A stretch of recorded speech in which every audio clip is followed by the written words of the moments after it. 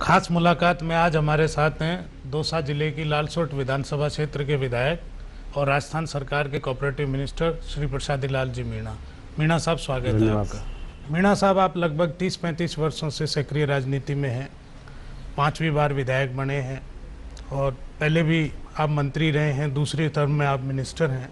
सबसे पहले तो हम जानना चाहेंगे, इतना लंबा राजनीति में इतने लंबे अरसे का बेदाग सफ़र अपने आप में महत्वपूर्ण है। आपने राजनीतिक जीवन की शुरुआत कब और कैसे की? राजनीतिक जीवन की शुरुआत 1977 के बाद जब श्रीमती इंदिरा जी को जेल भेजा, उस समय जेल जाने का जब जेल भरो आंदोलन हुआ, उस समय हम जेल गए और उसी समय राजनीति में प्रवेश किया। 80 में पहली बार इंदिरा जी ने टिकट दिया। कई कारणों, राजनीतिक कारणों से उस समय टिकट काटा गया और फिर वापस 85 में राजनीति में पहली बार टिकट मिला और चुनाव जीते। लगातार 4 बार 85, 90, 93 और 98 4 चुनाव जीतने के बाद पहली बार अशोक गहलोत जी के नेतृत्व वाली सरकार में मुझे राज्य मंत्री बनाया गया और कोऑपरेटिव का राज्य मंत्री बनाकर 2.5-3 साल के बाद जब कैबिनेट का उन्होंने रीसफल किया, पूरा कैबिनेट मिनिस्टर बना के कोऑपरेटिव का पूरा चार्ज दिया। उस समय हमने नया एक्ट बनाकर कोऑपरेटिव को एक नया रूप देने का प्रयास किया मुख्यमंत्री जी के निर्देश से। और उसके कारण जो राजनीति का लगाव है, हमेशा लालसोट पिछड़ा हुआ इलाका था। ना सड़कें थी, ना बिजली थी, ना स्कूल थी, ना कॉलेज थे, ना कोर्ट कचहरियाँ थी, ना पीने के पानी का कोई साधन नहीं था। सब चीज़ों का अभावग्रस्त लालसोट जो क्षेत्र था, 85 में आने के बाद हमने उसमें इलाके में लोगों से जुड़ने की कोशिश की। जनता का बराबर हमारे ऊपर प्यार बना रहा, संपर्क रहा और उसी की वजह से लगातार 5 बार विधायक बनकर सरकार में यहाँ तक पहुँचे। आप शुरू से ही कोऑपरेटिव मूवमेंट से जुड़े रहे हैं, विधानसभा में विधायक के तौर पर और अंदर और बाहर दोनों जगह आप किसानों की समस्याओं को प्रमुखता से उठाते रहे हैं। अब संयोग से आप खुद कोऑपरेटिव मिनिस्टर हैं, ऐसे में आपने किसानों के लिए कौन कौन सी किसानों को सहयोग देने के लिए महत्वपूर्ण योजनाएं लागू की हैं? अशोक गहलोत जी की सरकार के नेतृत्व में हमने कोऑपरेटिव को एक नया रूप देने के लिए नया अधिनियम बनाया, जिसमें समय पे चुनाव हो, चुनाव में पारदर्शिता हो, अच्छे लोग चुनाव में आए, सब लोगों को कोऑपरेटिव में भाग लेने का हक हो। ऐसा नया अधिनियम बनाने के बाद हमने पूरी तैयारी के साथ लोगों को जोड़ने का, नए समय पर कोऑपरेटिव के चुनाव 15-15, 16-16 साल तक नहीं होने से एक तरह से कोऑपरेटिव मूवमेंट कमज़ोर पड़ जाता है। हमने सारी संस्थाओं के चुनाव करा के चुने हुए लोग, जहां सरकारी तंत्र के लोग बैठे रहते तो सरकारी तंत्र से कोऑपरेटिव का विकास नहीं होता है। अब हमारे चुने हुए लोग जो संस्थाओं में बैठे हैं, उनके कामकाज करने के तरीके से हमने कोऑपरेटिव मूवमेंट को आगे बढ़ाया है। और हम कह सकते हैं 2.5 साल में जो कोऑपरेटिव का लोन, फसली ऋण किसान को हमारी सरकार से पहले जो 13% में मिलता था, हमने उसको घटाकर 7% किया और हमने उसको घटाकर अब 5% का हम उसको किसान से जो समय पर चुकाएगा, उससे इस साल हमने 5% की रिकवरी की है।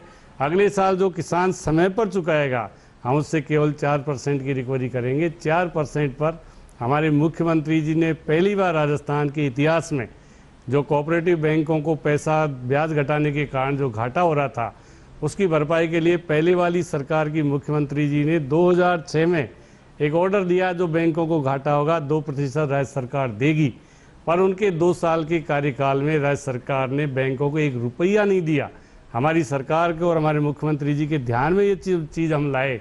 उन्होंने गत वर्ष हमको 30 करोड़ रुपए बैंकों को घाटे क्षतिपूर्ति के लिए दिए और इस साल उन्होंने 72 करोड़ का प्रावधान रखा, जिससे हम किसान को, ज़्यादा किसानों को, जहाँ हम 2300 करोड़ का लोन बांट रहे थे पिछली सरकार के समय, आज हम 6000 करोड़ का क्रॉप लोन का लक्ष्य हमारे मुख्यमंत्री जी ने किसानों को 5 लाख नए किसान हम हर साल नए जोड़कर किसानों को ऋण वितरण कर रहे हैं, जिससे किसानों को लगा, जब कोऑपरेटिव बैंक के 13% पे लोन दे रहा था हमारी सरकार के पहले और कॉमर्शियल बैंक 7% पे दे रहे थे, तो कोऑपरेटिव के पास क्यों आएगा 13% में लेने, वो जाएगा 7% पे लेने।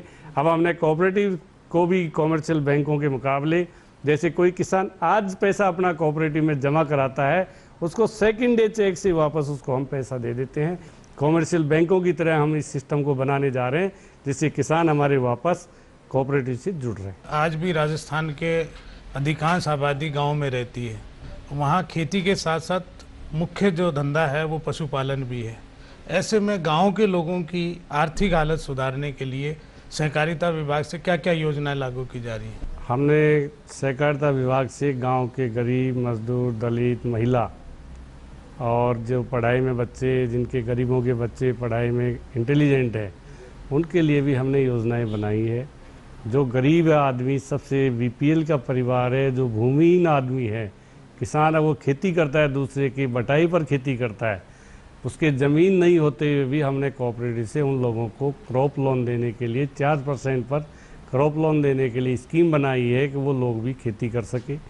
और महिलाओं के लिए हमने बिना कोई जमानत के उनको 6% पर डेयरी के लिए उनको एसएचजी ग्रुप बनाकर हमने जो ऋण की व्यवस्था की है, उससे भी महिलाओं का एक तरह से स्वावलंबन की भावना आई है। महिलाएं डेयरी से जुड़े, महिलाएं दूसरे कामकाज करें। हमारे मुख्यमंत्री जी ने सरकार बनने के बाद 500 महिला सहकारी समितियों को राजस्थान में पहली बार पीडीएस का काम दिया है। हमने उनको 1-1 लाख रुपए उनके सज्जो सामान के लिए, 75,000 रुपये उनको 2% के ब्याज पर हमने उनको पैसा दिया है बैंकों से, जिससे वो अपना कामकाज कर सके। महिलाओं को जोड़ने का बहुत बड़े प्रयास हम करने जा रहे हैं। डेयरी से जोड़ने का है, उनको कोई बालक बालिका अगर गरीब का बच्चा है, वो पढ़ाई में, मेडिकल में, इंजीनियरिंग में या आईटी की पढ़ाई के लिए बाहर जाता है, उसकी पढ़ाई का पूरा खर्चे तो का हम उसको लोन देंगे। लोन भी आप दे रहे हैं? लोन हम उसको देंगे। और उसकी रिकवरी तब करेंगे जब वो लड़का जॉब लग जाएगा। और महिला सशक्तिकरण के लिए भी हम पूरे प्रयास कर रहे हैं। महिला सहकारी समितियाँ, अन्नपूर्णा सहकारी समितियाँ बनाकर हम महिलाओं को मिड डे मील योजना से भी जोड़ने के प्रयास कर रहे हैं, जिससे महिलाओं में एक तरह से जो बेरोजगारी है, उनमें जो कामकाज के प्रति उनको जो नहीं मिलता है, उसके लिए हम कामकाज से जोड़ने के लिए हमारे कोऑपरेटिव से पूरी योजनाएं बनाकर हम महिलाओं को उससे जोड़ने की कोशिश कर रहे हैं। और दूसरे जो गांव और गरीब और किसान, छोटा किसान कितना ही बड़ा हो चाहे बड़ा किसान हो, सबको हमने, लघु सीमांत सब किसानों को हमने, चाहे वो 4 लाख बड़ा किसान है, छोटा किसान चाहे 1 एकड़ का है, आधा एकड़ का है, हम उसको भी क्रॉप लोन देंगे। बड़ा किसान चाहे 10 एकड़ का है, 20 एकड़ का है, जिसको उसकी आवश्यकता के अनुसार उसको भी हम 4% पर क्रॉप लोन देंगे। हम चाहते हैं खेती, गांव, गरीब ही ये कोऑपरेटिव में वही आदमी आएगा जिसको पैसे की ज़रूरत है, जिसको सहायता की ज़रूरत है। जो सक्षम आदमी है, जो पैसे वाला आदमी है, वो कोऑपरेटिव से नहीं जुड़ेगा। इसलिए हम चाहते हैं गाँव में जो साधनों की कमी है, हम ट्रैक्टर वगैरह के लोन भी, अब पहले हम एजेंट के थ्रू देते थे, अब सीधे किसानों को हम ट्रैक्टर दे रहे हैं। उसकी मर्जी आए जिससे मार्केट से कहीं से भी वो खरीद के लाए। कई किसानों की छोटी ज़मीन होती है, उनके कोई ट्रैक्टर वाला नहीं आता है काम करने, जब वो मजबूरी में है। अब हम कोऑपरेटिव में भी इससे ट्रैक्टरों की व्यवस्था कर रहे हैं। जो किसान कोऑपरेटिव के सदस्य हैं, उनके वहाँ पर उनको उनका क्रेडिट वहाँ पर बन जाए, उनकी खेती के लिए साल भर का हिसाब हो जाए, वो कोऑपरेटिव का ट्रैक्टर जाकर उनकी खेती कर दे। उनके कोई साधनों के अभाव में वो खेती से गरीब आदमी, छोटा किसान भी उससे महरूम नहीं रहे। मीणा साहब से बातचीत का सिलसिला जारी रहेगा। हम जल्द हाजिर होते हैं।